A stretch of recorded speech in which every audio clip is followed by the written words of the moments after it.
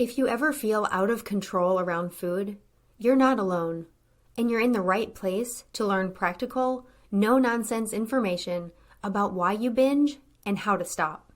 Binge eating does not mean that something is wrong with you.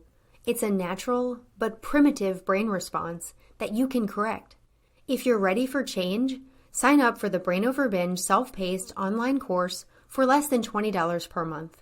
And if you feel you need personalized support, we also offer one-on-one coaching and group coaching. To learn more, go to brainoverbinge.com/subscribe. And I hope you enjoy the show.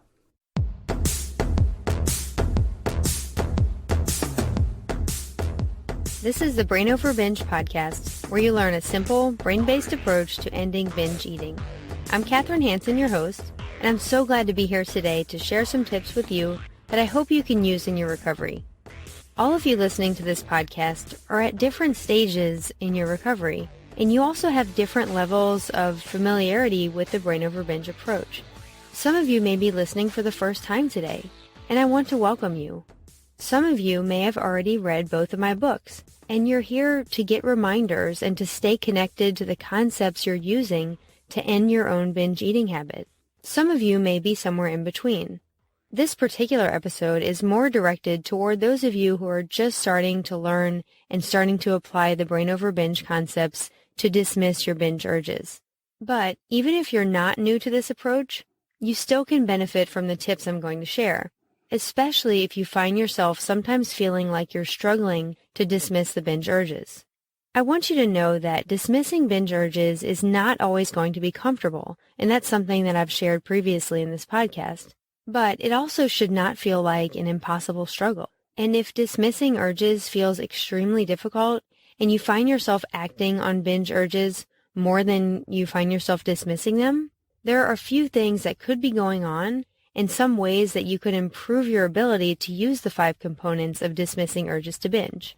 I'm going to do a quick review of the 5 components of dismissing urges to binge for those of you who are new to this approach, and also as a reminder for everyone else. The first of the 5 components is to view your urges to binge as neurological junk.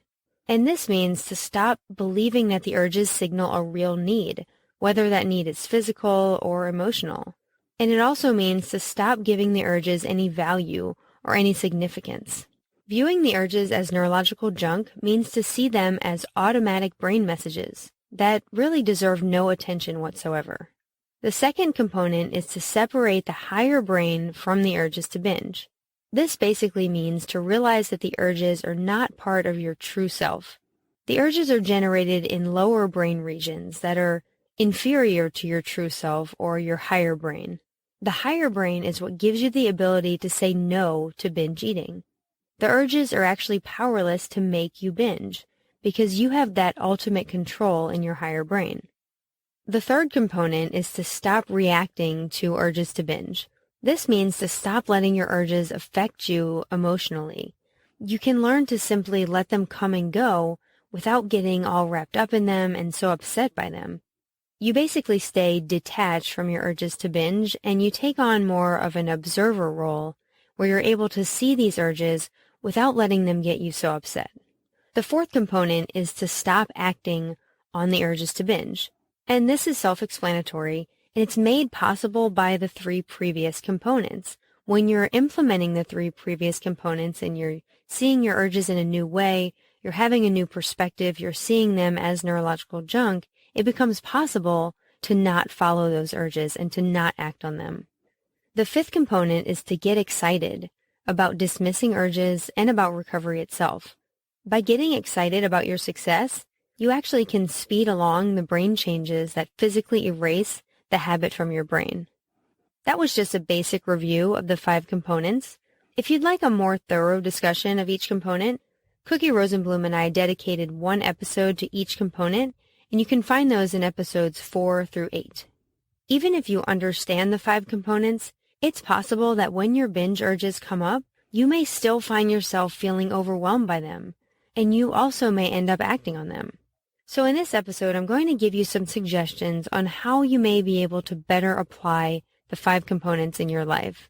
My first tip is to improve your ability to separate from the urges or detach from them. I think the best way to improve that ability to get better at separating or detaching from the urges is to avoid having any sort of mental dialogue with the urge. Talking back to the urge or to those thoughts that encourage you to binge, or arguing with those thoughts, is actually counterproductive because it engages the lower brain. To explain this, I use an example in my book, The Brain Over Binge Recovery Guide, that I'm also going to share here. Let's say you're in an argument with someone, and after listening to their arguments and getting upset and actually arguing back for a while, you eventually realize that arguing is not worth it, and you're not going to convince this person, and just the argument doesn't make sense to continue. So you just quit listening and quit letting their words affect you. Now, you may still hear what they're saying, the person who's arguing, but it makes no difference to you anymore, and you're no longer getting upset by their words. That's an example of detachment. If, on the other hand, you argue back, it's just going to escalate the situation and escalate the argument. Also, telling that person that you're arguing with that they aren't worth listening to and that they're not making any sense would escalate the argument as well. And it's very similar with the lower brain. If you have an urge to binge and you tell yourself, this is my lower brain urging me to binge, and my lower brain is wrong and I'm not going to listen to it, that's certainly not a bad thing to tell yourself, but it can cause you to hear lots of counter-arguments. You may have some thoughts saying, no, it is truly you that wants to binge, or something like, okay, maybe it is your lower brain, and maybe it is wrong and not making sense, but just give in one last time. It will be worth it and you can start over tomorrow. You can, of course, detach from these thoughts as well, but what makes everything easier is if you treat the lower brain like it's not worthy of any attention or arguments. You don't need to tell it that it's wrong. You don't need to tell it that it's not making any sense. Just let these thoughts come and they will fade away. Let your lower brain do what it's been conditioned to do without reacting to it at all. Not talking back to the voice encouraging you to binge may take some practice, but it will eventually become much more effortless. A way to practice detachment from urges is to write down the thoughts that typically hook you and get you to either binge or engage the lower brain with attention and arguments and a lot of fighting back. After you write down these thoughts, then at a time when you're not experiencing an urge, you can say those enticing thoughts that you wrote down, say those thoughts in your head or even out loud, and that will help you realize that the thoughts in and of themselves cannot actually make you do anything. Doing this can help give you more confidence for when the urges actually arise. You'll become more familiar with the thoughts that hook you. You'll be able to better recognize them, and then you'll be able to better distance yourself from them or detach from them. My second tip for better applying the 5 components of dismissing binge urges is to avoid reacting to thoughts and feelings that make you feel like you want to binge. And I'll explain what I mean by that. In my own experience, by far the most compelling reason my lower brain gave me to binge was the thought that I actually wanted to binge. When I had these thoughts, it was tricky. It was the most tricky type of thought to stay detached from. And I find that's the case for others as well. Because if you slip back into believing that you actually do want to follow the lower brain or want to follow those urges to binge, then you'll most likely act on the urge. After you act on it, you'll definitely realize afterward that binging was not actually what you wanted. But the key is learning to recognize that before you binge. The feeling like you want to binge is only present just prior to a binge when it seems appealing. After the binge, when there's the regret and the shame and the discomfort, you remember that you actually do not want to binge at all. The feelings and the thoughts telling you that you want to binge are only an illusion that's present just before the binge. And that's why it's so important to be able to dismiss any thought or any feeling that encourages binge eating as the neurological junk that it is. And this includes those messages that tell you that binge eating is worth it and that it is actually what you want, or that you really do want to follow your lower brain. Remember, you don't have to argue with those thoughts. You just have to remain as unaffected by those thoughts and by the feelings of wanting until it passes. And after those feelings of wanting pass, you'll again remember that your true desire and what you truly want is recovery. And eventually, once the habit starts to fade, those feelings of wanting will pass away. But while you're quitting the habit, it's important to remember that no matter how much you want to quit or how well you separate yourself from the urges, at first, there are going to be times, especially early in recovery, when binge eating seems very appealing.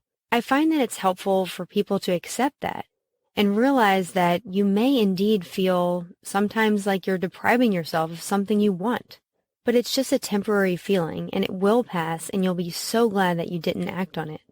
Feeling like we want things that we don't truly want is not just specific to binge eating. Everyone sometimes feels like they want something that's not what's actually best for them because the consequences are too great. You know in your higher brain that you do not want to live with the consequences of binge eating anymore. You want to be free of it. My third and final tip for improving your ability to use the 5 components of dismissing urges is to make sure you're eating enough. I find that a big reason that binge eaters find it extremely difficult to dismiss urges is that they're not eating enough. If you're not eating adequately, you'll likely keep your body and brain in survival mode. And I truly believe that urges that arise because of the survival instincts are much harder to detach from than urges that arise because of habit. Trying to restrict calories and eat less than your body needs is not compatible with dismissing urges. If you understand the 5 components and you still feel like your urges to binge overtake you, you could be needing more food. You certainly don't need to binge to make up for the calorie deficit that you may be in, but you need to gradually add more food into your normal meals and your normal snacks. Please don't hesitate to seek help with creating a personalized meal plan or learning to honor your body's physical, nutritional needs, because eating enough food will support you in your efforts to dismiss urges. I hope you're able to apply those tips so that you can better dismiss your binge urges. If you want a guidebook to walk you through those 5 components of dismissing urges, you can get my free ebook, The Brain Over Binge Basics, by clicking the link in the show notes. Also in the show notes today, you'll see a link to learn more about the Brain Over Binge 8-week group course, which is a great way to get support if you feel like you need more guidance in dismissing binge urges and also in learning to eat adequately. And we'll be starting that 8-week group course very soon, so if it's something that you're interested in, don't hesitate to click on that link and learn more, and we'd love to have you join us.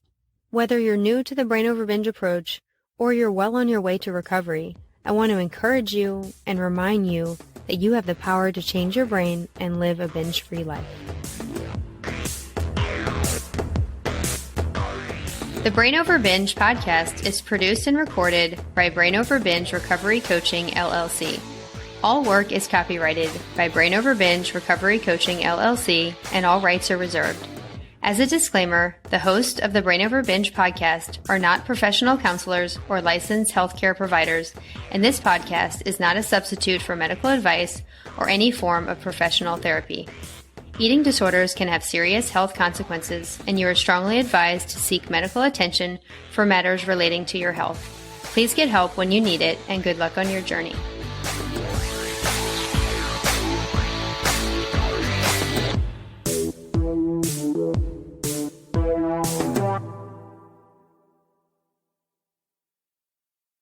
Need more help? You can find all of our current and upcoming options for support at brainoverbinge.com.